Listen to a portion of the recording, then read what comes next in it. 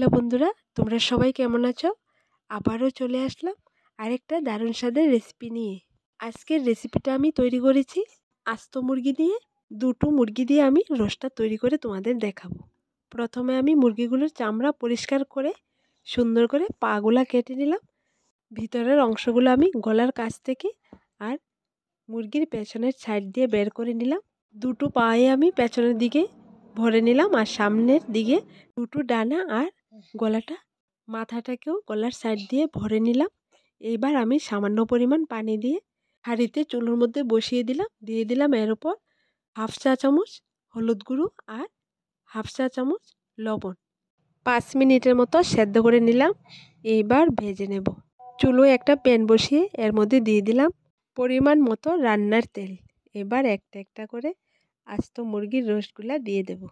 এবার ভালো করে উল্টিয়ে পাল্টিয়ে দুটো মুরগির রোস্টকে আমি গোল্ডেন ব্রাউন কালার করে ভেজে নেব। দেখো ভাজা হয়ে গেছে, এবার নামিয়ে নেব। একই প্যানে আমি আরেকটু তেল দিয়ে দিলাম। তেলের উপর দিয়ে দিলাম কুচানো পেঁয়াজ। এখানে 3টি বড় সাইজের পেঁয়াজ নিলাম আর দিয়ে দিলাম পরিমাণ মতো হলুদ গুঁড়ো আর স্বাদ মতন লবণ। এইবার হালকা আছে পেঁয়াজগুলো ভেজে নেব।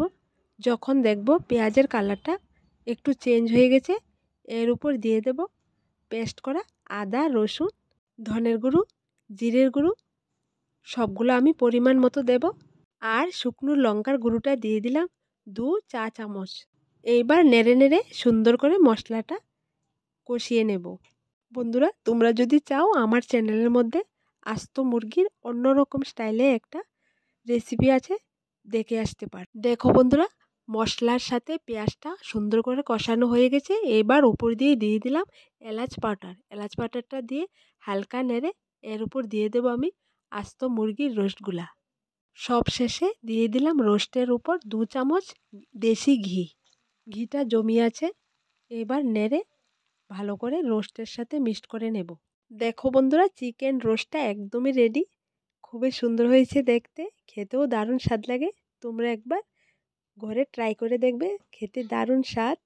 আর আমার দেওয়া রেসিপিগুলো তোমাদের যদি ভালো লেগে থাকে তাহলে লাইক, শেয়ার এবং সাবস্ক্রাইব করে পাশে থাকা বেল বাটনটি অবশ্যই ক্লিক করে রাখবে।